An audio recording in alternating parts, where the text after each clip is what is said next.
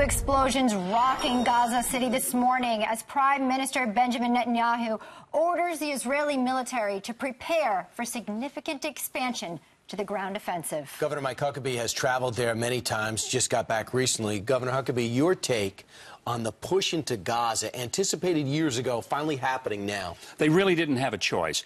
What's happened, Hamas, which is a terrorist organization, even by the U.S. State Department standards, that's how they labeled them. But yet we endorsed their coalition government. Which we shouldn't have done. We should have said not another dime to the PA, the Palestinian Authority, if you're going to partner with a terrorist organization. It is against the law for us to give money to terrorists, and that's what we're doing.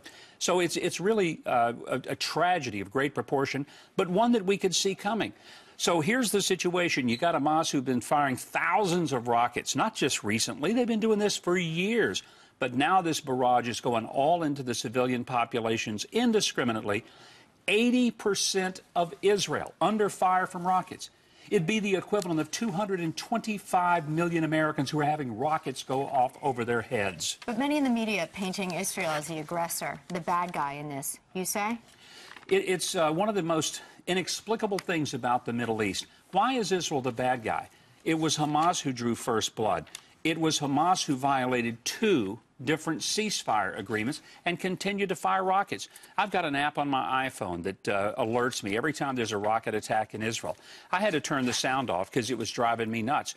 I mean, every few seconds it's going off because Hamas has relentlessly fired missiles at civilian targets in Israel. The Israelis were criticized for years because they held control over the Gaza Strip. Then they unilaterally said, okay, we're done. We're out of there. You guys take care of it yourselves. And this is the thanks they get. Well, the concept is if we let our enemies get closer and closer to us, they'll be nicer to us. Who believes that?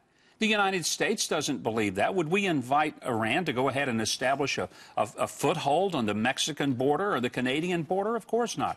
And speaking of Iran, that's who we're dealing with. Hamas is a puppet of Iran. And Syria bailed out of Hamas because Hamas sided with the rebels. Hezbollah is attached to the Shia population, Hamas the other side. So it's really Libyan rebels, Iran, that are funding them. Egypt wants no part of these of Hamas. They'd like to see them annihilated. Well, this is really bad for Egypt, and that's why Egypt attempted to broker the ceasefire, because there's been a real peaceful border between Israel and Egypt since 1979, and it's in the best interest of the entire Middle East. I'll tell you, there's not a Middle Eastern country except Iran. Governor, I just got to tell you what the Secretary of State said this morning after speaking to Benjamin Netanyahu.